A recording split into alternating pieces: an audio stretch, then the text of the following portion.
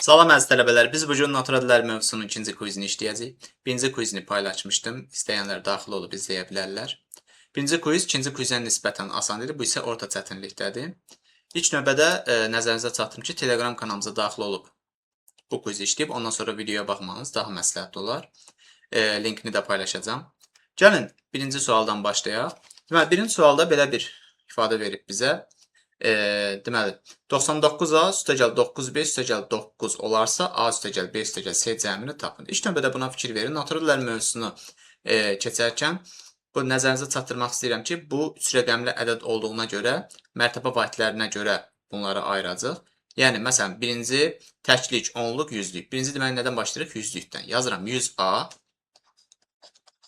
üstəgəl 10B üstəgəl 1C. 1C deyəndə də C olaraq yazılır. Bərabərdir 99A üstəgəl 9B üstəgəl 9. Buradakı A'ları B'lər bir tərəfə keçirək. Keçirəndə deməli A, 10B'dən 9B'ni çıxanda B, C-yi heç dəymirəm. Bərabərdir 9. Elə məndən nə istəyir? A üstəgəl B üstəgəl C cəmini istəyir. O da bərabərdir nəyə? 9-a. Bu birinci sualımız. İndi ikinci sualımıza keçək. Müxtəlif sadə vurğuların sayını tapın. İlk növbədə biz bunu sadə vurğularına ayıraq. 96-nı sadə vurğularına ayırsaq deməli 2-yə 48, 2-yə 24, 2-yə 12, 2-yə 6, 2-yə 3, 3-ə 1. İndi məndən nə istəyir? Müxtəlif sadə vurğu. Müxtəlif sadə vurğu deyirsə, neçə müxtəlif ədəd var burada? 2 və 3. Yəni 2 dənə müxtəlif sadə vurğu var. Ona görə cavab B variantı. Üçüncü sual sadə sualdır. Bunu ədəd oxu üzərində göstərəcəm. Aha, indi ədəd oxumuzu çəkək. 0-ı göstərək. -20 və 11. Neçə natural ədəd var? İlk növbədə deyim ki, bu mötərizələri siz bilirsiniz ki, daxil deyil deməkdir. Yəni, -20 ilə 11 bu aralığa daxil deyil. Neçə natural ədəd soruşanda da, mənfi ədədlər ümumiyyətlə natural olmadığına görə bu hissəyə baxmıram. Və 0-ın da natural ədəd olmadığını qeyd etmişik. 0-a da baxmıram. Və 11 də daxil olmadığına görə, deməli, 1-dən 10-a kimi olan ədədlər natural ədədlər olacaq burada. O da neçə ədəd oldu? 10 ədəd. Cavab D variantı. Keçək 4-cü suala. 4-cü sualda 60 ədədi 2, 3, 7 nisbətlərində 3 hissəyə ayrılmışdır. Yəni, birinə deyək 2x, birinə deyək 3x, birinə deyək 7x. Bunları toplayırıq, bərabər edirik 60-a. 12x bərabərdir 60, x bərabərdir 5. Məndən nəyi soruşur? Bu ədədlərin ən böyüyünü soruşur. Yəni 7x. 7-ni vuracam 5-ə, x-in yerinə 5 qoyuruq. Bərabərdir 35. Y variantı. Keçək növbəti suala. 5-ci sual. Belə bir ədəd verib, deyir, 3-ə qalıqsız bölünərsə x-i tapın. 3-ə bölünmə əlaməti nə idi? Rəqəmləri cəmi 3-ə bölünən ədədlər 3-ə bölünür. İndi gəlin bunun rəqəmlərini toplayaq. 6, 2, 8, 10, 17, 20 üstəgəl. Burada x-lər yazırıq. X üstəgəl x. İndi 3-ə bölünmək üçün x-in yeni elə bir ədədləri yazmalıyam ki, bu ədədlərin cəmi 3-ə bölünsün. Variantlara baxanda avtomatik olaraq x-in 2 olduğunu görmək mümkündür. 2 üstəgəl 2, 4, 20 üstəgəl 4, 24 3-ə bölünür. Keçək növbəti suala, 6-cı sual. Deməli, bu cəmin 4-ə bölünməsindən alınan qalığı tapın. 4-ə bölünmə nə idi? Son 2 rəqəmi 4-ə bölünən ədədlər 4-ə bölünür. Yəni son 2 rəqəmindən yaranan ədəd 4-ə bölünürsə, bu ədəd 4-ə bölünür. Burada 53-ə baxıram. 53-ü 4-ə böləndə qalıqda nə qaldı? 1. Burada da 9-u 4-ə böləndə qalıqda nə qaldı? 1. 1 üstəgəl 1 bərabərdir 2. Qutardı getdi. 7-ci sual. 60 ədədinin sadə bölənlərin sayını tapın. Sadə bölən, müxtəlif sadə bölən və müxtəlif sadə vurğu. Bunların üçü də eyni şeydir. Yəni, sadə bölən deyən kimi bir çox tələbə sadə vurğudan qarışdırır. Gəlin, bunu vurğulara ayıraq, daha aydın görəcək. 30, 2-yə 15, 3-ə 5, 5-ə 1.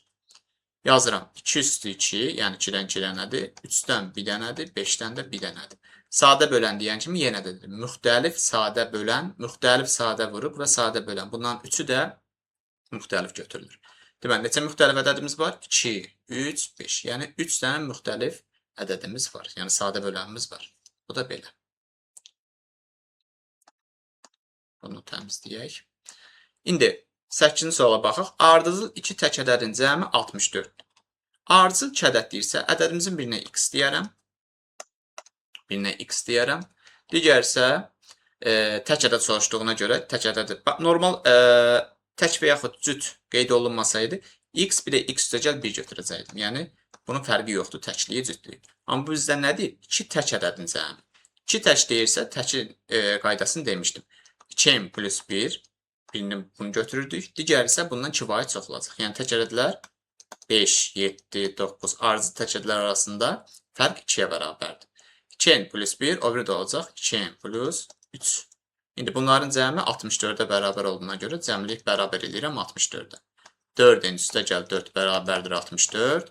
4n bərabərdir 60. N bərabərdir 15. Bu ədədlərin kiçiyini istəyir. Kiçik yəqin ki, gördüyümüz kimi budur. 2 vurulsun. N-in yerinə 15 yazdım. O da bərabərdir nəyə? 31-ə. Cavab D variantı.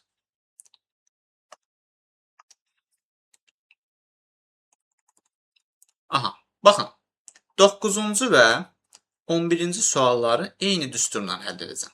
Yəni, bura fikir versəz, natural ədədlər mövzusunu keçərkən, orada belə bir düsturla qarşılaşmışsınız. A vurulsun, 1 çıxılsın, 1 bölünsün A, 1 çıxılsın, 1 bölünsün B, 1 çıxılsın, 1 bölünsün C və bu şəkildə davam edir. Bu nədir? Məsələn, bir A ədədi verib, məsələn, A üstü N, B üstü M. Belə bir ədəddir. Yəni, dik A-dan kiçik, A ilə qarşılıqlı sadə olan ədədlər saylarını soruşur bizdə. Burada qüvvətlərə baxmırıq, ancaq müxtəlif sadə vurğularına baxacaq. İndi eyni qaydanı tətbiq edəcəm 9-cu çalışmada. 26, baxın, 26. 26-nı sadə vurğularına ayıraq. Sadə vurğularına ayrılışda bu bərabərdir 2 vurulsun 13-ə. Yəni, qüvvətlərində də 1 var. İndi gətirək burada tətbiq edək. 26. 26 A ədədidir. Yazıram. 26 vurulsun, 1 çıxılsın, 1 bölünsün. Burada A, B isə yenə də qeyd etdiyim kimi müxtəlif sadə vurğulardır.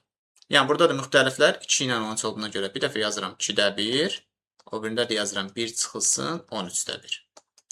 İndi 26 vurulsun, bu mötərizəni həll etdikdə 2-də 1, digər mötərizə olur 13-də 12. Bunlar ixtisar getdi, qaldı 12. Cavab Y variantı. İndi 10 suala baxaq. 11-ci suala gələndə yenə qayıdacam həmin düstura.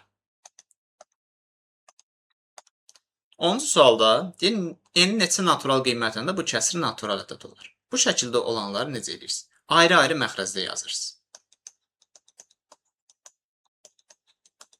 Ayrı-ayrı məxrəcdə yazanda gör necə rahatlaşdı. N-dən ixtisar getdi, qaldı N.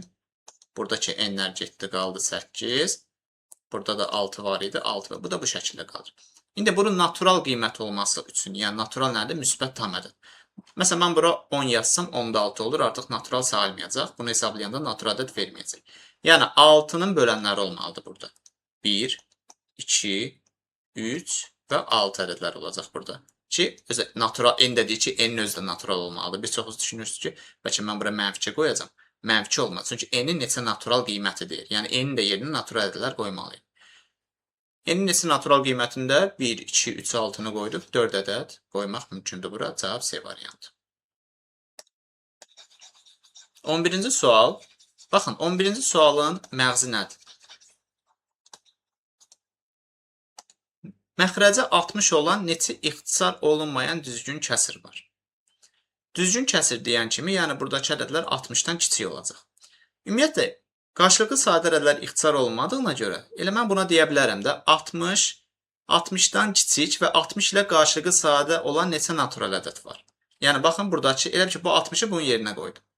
Yəni, onsuz da buradakı 60-la həm bu ədəd ixtisar olunmamalıdır. Çünki bizdən ixtisar olunmayanı soruşur. Elə eyni qayda ilə yazaram ki, 60-ı birinci vurğularına ayıraram. 30, 2-yə 15, 3-ə 5, 5-ə 1. Bunu da yazıram 2 üstü 2, 3 üstü 1, 5 üstü 1. İndi bayaqki düsturu tətbiq eləyək. Deməli, ümumi ədədimiz nə idi? 60 idi. 60 vurulsun, 1 çıxılsın 2-də 1, 1 çıxılsın. Düzəldək burada biraz.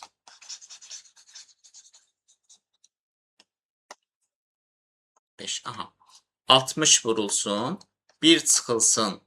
Deməli, birinci ədədimiz deməli 2 bu şəkildə yazıldı da bu 2 üstü 2, 3 üstü 1, 5 üstü 1. Müxtəlif sadə vurğulardan biri 2-dir. Yazdım 2-də 1, o biri 3-dür, yazdım 3-də 1, digəri isə 5-dir, yazdım 5-də 1. İndi bunu da gəlin hesablayaq. 60 vurulsun 2-də 1, o biri oldu 3-də 2, bu biri də oldu 5-də 4. Məxrəclərə fikir verək. 2, 3, 6, 5, 30. İxtisar getdi, qaldı burada 2. Bunda 2-ni 4-ə vurdum 8. 8 də 2-yə vurdum 16. Cavab A variantı.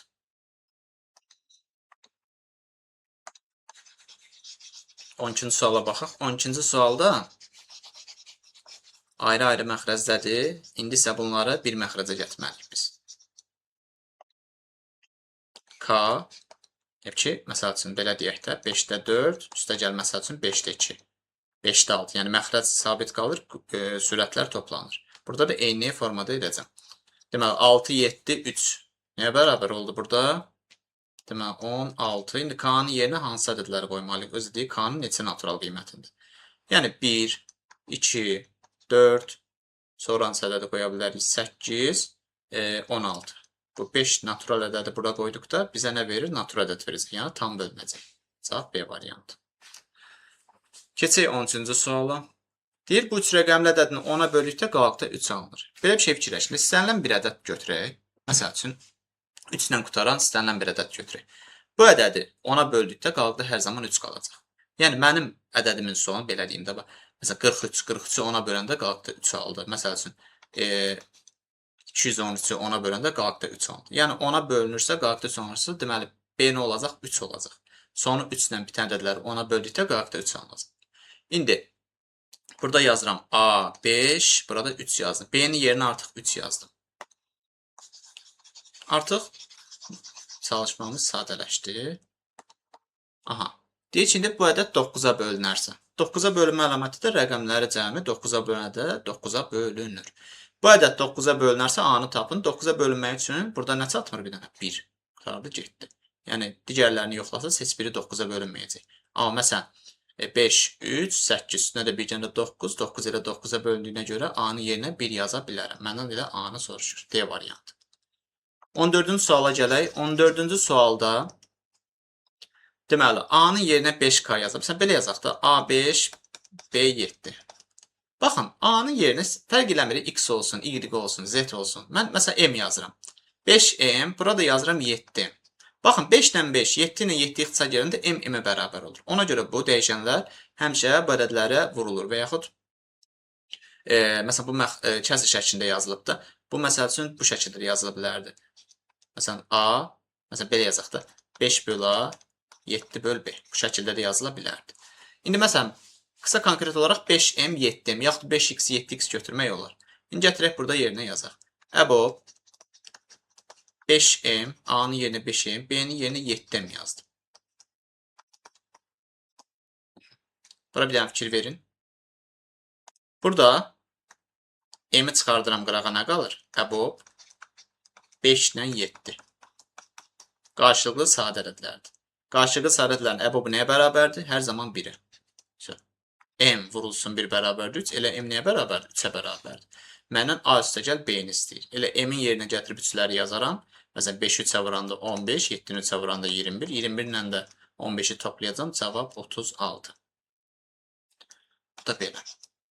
Digər bir sualımıza baxaq. Digər bir sualda, yəni sonuncu sualımızda A və B qarşılıqlı sadə ədədlərdir. Qarşılıqlı sadə ədədlərin əkobu bilirsiniz ki, bunların hasilidir. Yəni, əkobu A vur B olacaq, əbobu isə 1-ə bərabər olacaq. Deməli, burada da cavabımız nədir? B variantı. Bu qədər dostlar. 3-cü kvizi də yaxın günlərdə paylaşacağım. Telegram kanalımıza daxil olub işləyib, ondan sonra videoları izləyə bilərsiniz. Bu qədər. Təşəkkürlər.